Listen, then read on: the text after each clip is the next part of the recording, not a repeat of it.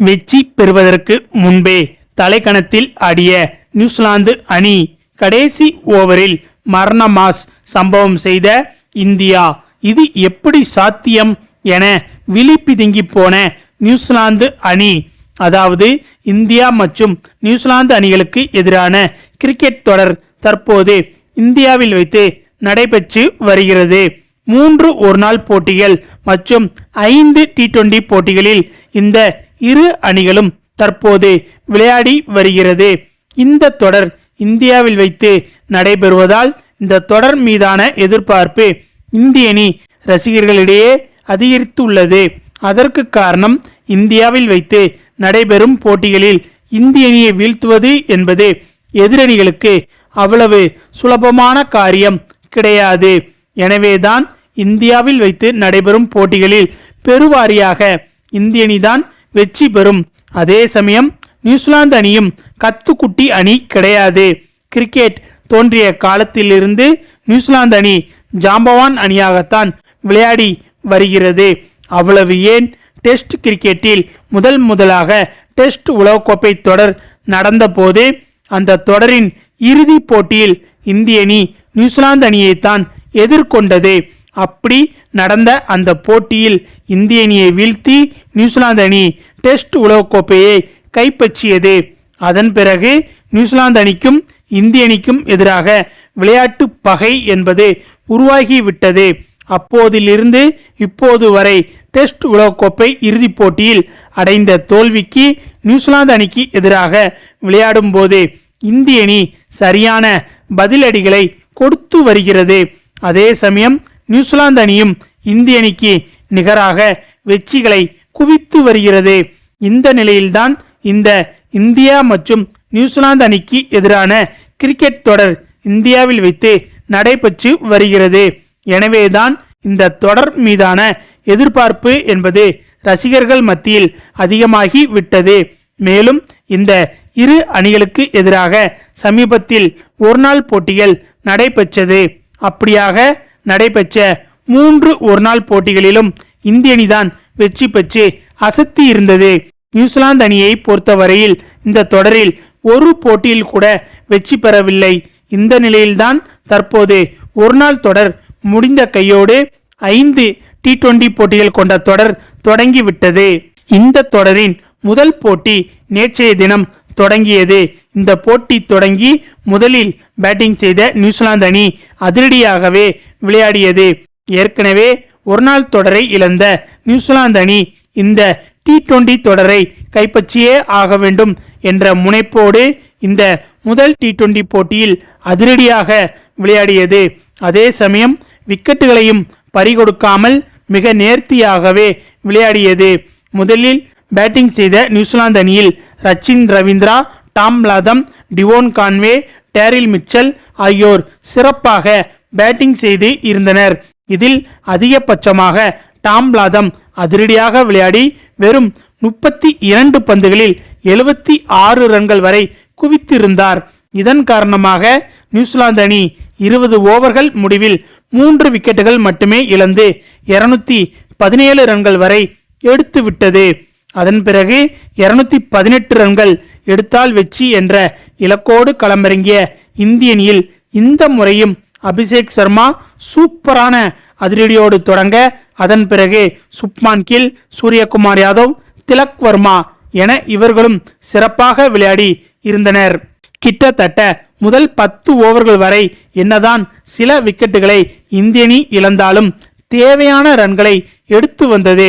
அதன் பிறகு சரியாக 11வது ஓவரிலிருந்து இந்திய அணி ரன்களை குவிப்பதற்கு திணற ஆரம்பித்து விட்டது. இதுதான் இந்திய அணிக்கு மிகப்பெரிய சிக்கலாகவும் மாறியது. அது ஏனென்றால் முதல் 10 ஓவர்கள் வரை இந்திய அணி சிறப்பாக விளையாடியதை வைத்து 2-3 ஓவர்கள் மீதம் வைத்து இந்த போட்டியில் இந்திய அணி வெற்றி பெற்றுவிடும் என்றுதான் அனைவரும் எதிர்பார்த்தனர். ஆனால் 10 ஓவர்களுக்கு பிறகு இந்திய அணி திணற ஆரம்பித்ததால் இந்திய அணியின் வெற்றியே கேள்விக்குறியாக மாறிவிட்டது. அதை உறுதி செய்யும் விதமாக நியூசிலாந்து பவுலர்களும் சிறப்பாக பந்து வீசி இந்திய அணிக்கு கடும் நெருக்கடி கொடுத்தனர். இதனால் கடைசி ஓவரில் இந்திய அணியின் வெற்றிக்கு 30 ரன்கள் தேவை என்ற கடினமான சூழ்நிலை உருவானது. அந்த சமயத்தில் நியூசிலாந்து அணி வீரர்கள் வெற்றியை கொண்டாட ஆரம்பித்து விட்டனர். ஏனென்றால் இந்திய அணி 18வது ஓவரையும் 19வது ஓவரையும் சேர்த்தே மொத்தமாக 14 ரன்கள் மட்டும்தான் எடுத்திருந்தது. இதன் காரணமாக பிச்சின் தன்மை பந்து வீச்சுக்கு சாதகமாக மாறிவிட்டது என்று முடிவெடுத்த நியூசிலாந்து அணி வீரர்கள் 19வது ஓவரின் முடிவிலேயே வெற்றியை கொண்டாடத் தொடங்கிவிட்டனர். அதன் பின்னர் கடைசி ஓவரை வீசிய நியூசிலாந்து பவுலர் மேட் ஹென்றி முதல் 2 பந்தில் வெறும் 2 ரன்கள் மட்டும்தான் விட்டு கொடுத்திருந்தார். இதனால் மீதம் இருந்த 4 பந்தில் இந்திய அணியின் வெற்றிக்கு 28 ரன்கள் தேவைப்பட்டதால் இந்திய அணியால் வெற்றி பெறவே முடியாத சூழ்நிலை உருவாகிவிட்டது. ஏனென்றால் கடைசியாக இருக்கும் இந்த 4 பந்துகளிலும் 4 சிக்சர்கள் அடித்தாலும் கூட இந்திய அணியால் 24 ரன்கள் தான் எடுக்க முடியும்.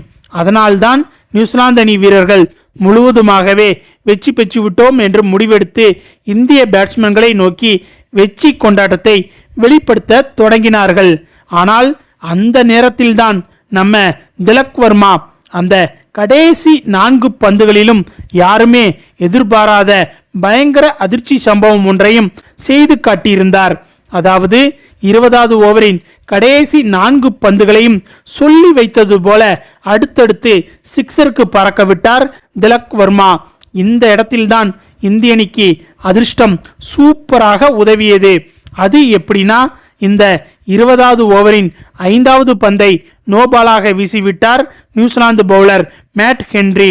அந்த நோபாலிலும் பவுண்டரி அடித்திருந்தார் திலக் வர்மா.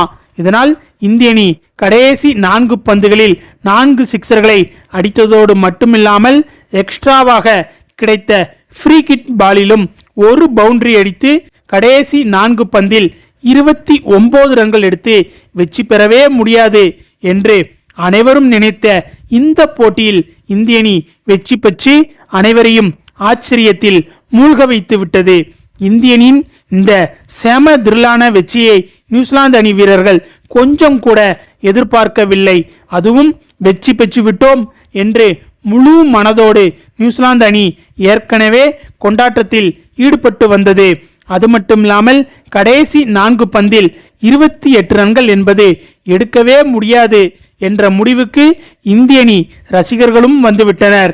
இந்த சமயத்தில்தான் யாருமே எதிர்பார்க்காத விதமாக இந்த போட்டியில் இந்திய அணி அதிரடியாக விளையாடி வெற்றி பெற்றுள்ளது. ஏற்கனவே நடந்து முடிந்த 3 ஒருநாள் போட்டிகளிலும் தோல்வியடைந்த நியூசிலாந்து அணி இந்த முதல் T20 போட்டியிலாவது வெற்றி பெற்றுவிட வேண்டும் என்று கடுமையாக போராடியது. ஆனால் அதற்கும் இந்திய அணி ஆப்பு வைத்து விட்டது. மேலும் இந்த இரு அணிகளுக்கு எதிராக வார்ம் அப் மேட்ச்கள் தான் தற்போது நடைபெற்று வருகிறது. இந்த வார்ம் அப் மேட்ச்களிலே கடுமையாக திணறி வரும் நியூசிலாந்து அணி கண்டிப்பாக அதிகாரப்பூர்வ போட்டிகளிலும் இந்திய அணிக்கு எதிராக திணறப் போகிறது என்பது இப்போதே உறுதியாகி விட்டது. ஓகே ஃப்ரெண்ட்ஸ், இந்திய அணியின் இந்த திரில் வெற்றி பற்றி உங்களுடைய கருத்துக்களையும் மறக்காமல் கமெண்ட்ல சொல்லுங்க. மேலும் இந்த வீடியோ பிடிச்சிருந்தா லைக் பண்ணுங்க, ஷேர் பண்ணுங்க, நம்ம சேனலை மறக்காம சப்ஸ்கிரைப் பண்ணுங்க. தேங்க்ஸ் ஃபார் வாட்சிங்.